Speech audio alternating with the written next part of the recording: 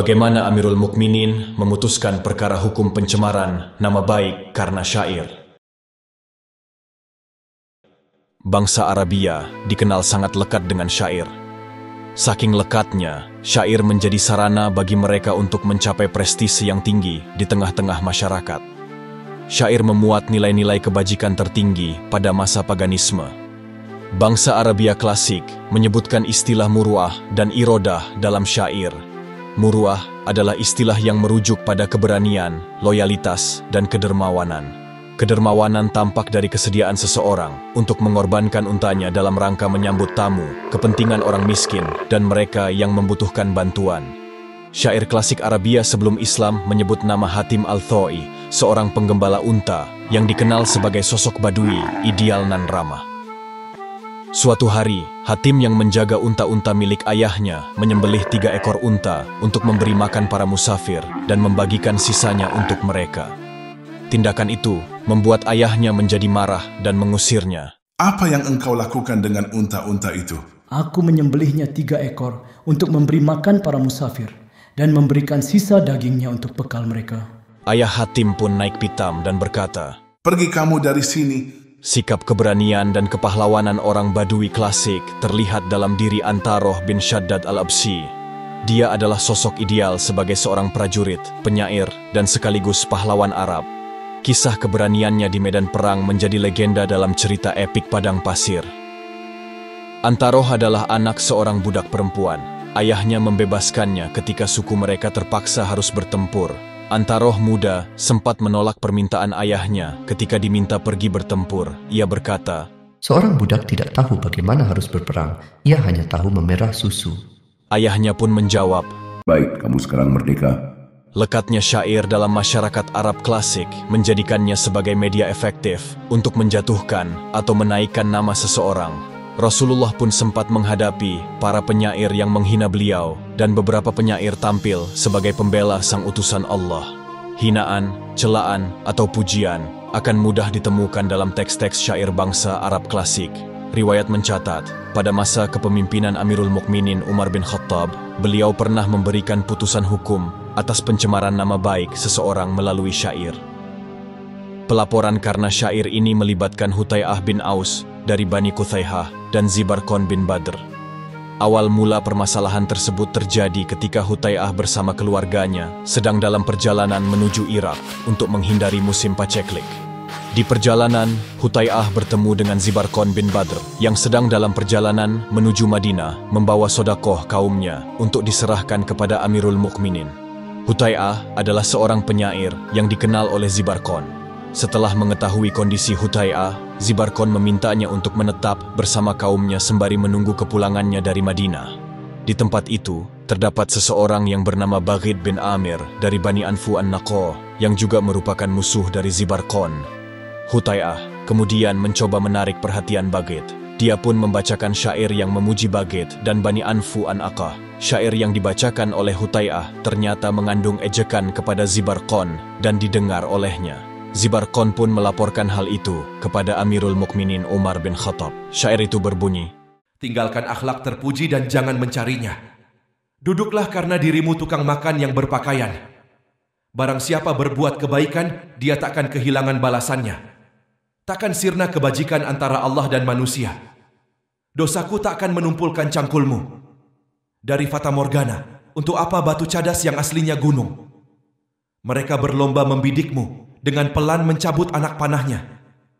Dengan sanjungan yang telah usang dan kemuliaan yang tiada kehinaan." Hutai'ah pun dihadirkan ke persidangan yang dipimpin langsung oleh Amirul Mukminin. Zibarkon berkata kepada Amirul Mukminin, "Ia telah mengejekku." Amirul Mukminin pun bertanya, "Apa yang telah ia ucapkan?" Ia mengatakan, "Tinggalkan akhlak terpuji dan jangan pergi mencarinya." Amirul Mukminin kemudian berkata, "Aku tidak mendengar adanya sindiran, tetapi yang ada adalah celaan." Zibarkon pun berkata, "Wahai Amirul Mukminin, bukankah itu menyinggung kehormatanku? Apakah dibiarkan?" Amirul Mukminin tidak segera memberi keputusan. Beliau memanggil Hasan bin Thabit, salah satu penyair Rasulullah, untuk dimintai pendapat. Setelah bermusyawarah dengan Hasan, Amirul Mukminin memberikan keputusannya. Dia bukan menyindirnya, tetapi menghinanya. Hutai'ah akhirnya dijatuhi hukuman penjara. Amirul Mukminin Umar bin Khattab merupakan sosok yang sangat mengerti syair. Namun, karena dalam persidangan beliau adalah hakimnya, maka untuk memutuskan perkara perlu meminta pendapat ahlinya. Seseorang mengomentari kondisi Amirul Mukminin dalam persidangan. Amirul Mukminin lupa bahwa dirinya adalah seorang sastrawan yang meriwayatkan. Yang diingat adalah posisinya sebagai hakim yang menolak mengambil keputusan karena syubhat. Dan Amirul Mukminin tidak menghukumi berdasarkan pengetahuannya saja, tanpa menyertakan ahlinya. Selama di penjara, Hutai'ah bersyair tentang pahitnya kehidupan di balik terali besi. Ia memohon belas kasihan Amirul Mukminin untuk menghapus hukumannya. Melalui Nu'man bin Al-Munzir, Hutai'ah membacakan syairnya untuk Amirul Mukminin. Dengan kemuliaanmu ku minta perlindungan, karena diriku hanyalah insan yang disirami musuhku dengan ember-ember berisi air. Jangan engkau siksa aku dengan untaian, kata para pemfitnah. Sesungguhnya tiap-tiap masa akan ada pemukanya. Kalaulah yang mereka tuduhkan itu benar, maka akan ada pejalan kaki yang mengantarkan istriku kepadamu. Kesia-siaan tidak akan mampu menundukkan kelemahan. Satu sisi kan terhiasi sedang lainnya terhapuskan.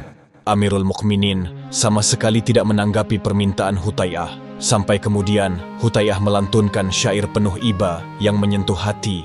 Apa pendapatmu tentang tunas yang masih lemah? Menumbuhkan hasil tanpa air dan pohon. Engkau lemparkan para pencari rezeki ke dalam jurang yang gelap. Wahai Umar, semoga Allah memberikan ampunan dan keselamatan. Engkaulah pemimpin setelahnya. Manusia telah menyerahkan amanahnya kepadamu. Jika tidak engkau tunaikan, mereka takkan menghormatimu. Namun, di saat terkesan mereka akan mengutamakanmu. Berilah anak-anak itu tambahan kesenangan. Rumah mereka di antara reruntuhan yang sering didatangi penduduk setempat. Keluargaku sebagai tebusanmu. Antaraku dengan mereka terbentang padang Sahara yang luasnya tak terkira. Amirul Mukminin tersentuh hatinya mendengar syair itu. Beliau kemudian membebaskan Hutai'ah. Amirul Mukminin memerintahkan Hutai'ah memutuskan hubungan dengan para penyair yang suka mencaci dan mencela. Hutai'ah merasa keberatan dengan perintah ini. Hutai'ah kemudian menuliskan syair yang mengungkapkan keberatannya ini. Telah kau renggut ucapan lisanku, dan kau biarkan kecaman yang membahayakan, serta pujian yang sia-sia. Kau lindungi dariku kehormatan para pencela. Dia pun tak khawatir dengan kecamanku, bahkan merasa aman tanpa ketakutan. Amirul Mukminin kemudian memanggil Hutai'ah dan mengancam akan memotong lidahnya. Hutai'ah pun akhirnya berkata kepada Amirul Mukminin, Wahai Amirul Mukminin, demi Allah aku telah mencaci ayahku, ibuku, istriku, dan diriku sendiri. Amirul Mukminin pun memaafkan Hutai'ah. Sejak saat itu, Hutai'ah berhenti menulis syair yang bernada mencela. Amirul Mukminin Umar bin Khattab tidak hanya menjatuhkan hukuman bagi penyair yang melantunkan syair-syair bernada menyindir atau mencaci. Beliau juga menghukum para penyair yang melantunkan syair yang menghalangi hak umat Islam, syair yang memicu permusuhan dan kebencian di antara kaum muslimin, mengganggu kehormatan wanita, dan semua syair yang bernada kedengkian. Penulis naskah Abdullah Hasan, ilustrator Didik Sunardi, pengisi suara Hilmi, musik Agusti M, editor Sultan, produser Haidar Ahmad Furqoni, diproduksi oleh Kastari Sentra Media.